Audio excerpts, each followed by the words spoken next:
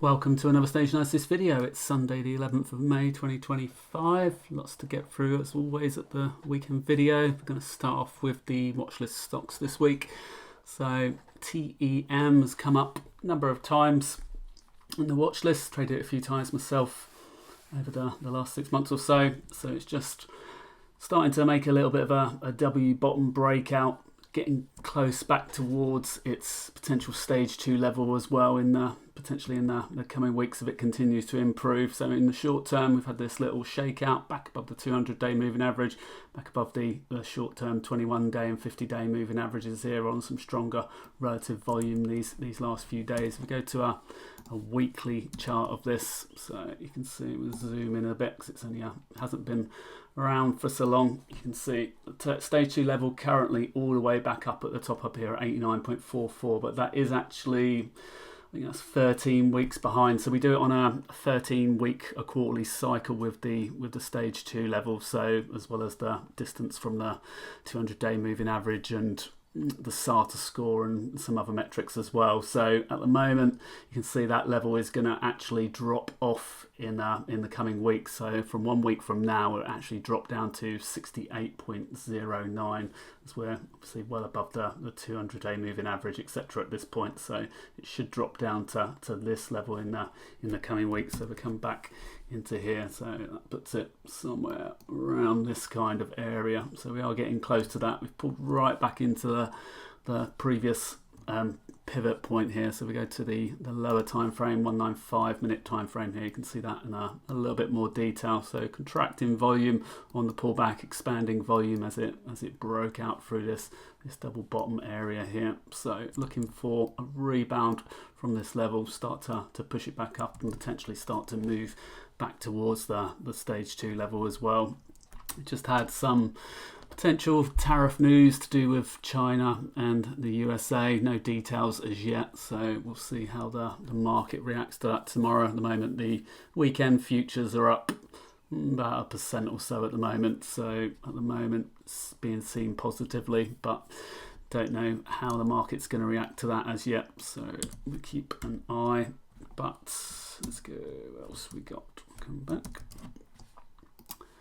NXT. So next one I wanted to look at. So we've got a number of solar stocks improving over the last week. So Run, I think SHLS. Let me go to page here, go to our chart list. You can quickly see the solar stocks in here. So you can see there was a score changes through here, relative strength changes. So strong moves over the course of the week. So 51% move in SEDG, which actually made a stage 2 breakout attempt. SHLS, also early stage 2 attempt in that. So we've got most of them recovering in stage 4 minus or 4B minus, which means they're in stage 4, but they've moved back above their 10-week moving averages again, and a few in stage 1 there. So as is NXT. So we come back into here. Let's look at NXT on a weekly chart.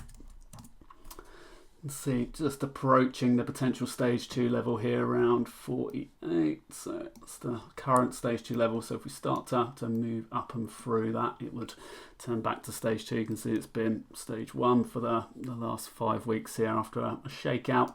It dropped back down into 4 briefly, but it has been developing a stage 1 structure since the start of the year here. But you can see the improvement in the stage analysis technical attribute score here over the last 5 weeks, going from a 1 all the way up to an 8, which we can see in the bottom panel down here. So we've moved back into the strong zone. Relative strength, Mansell relative strength here back above the 0 line, starting to make higher highs as well. So showing some good progress on this one. Iron Mountain, so it's actually a REIT, so we don't look at too many REITs. This one has been a particularly strong mover over the last few years, had an exceptional stage 2 move, so IRM.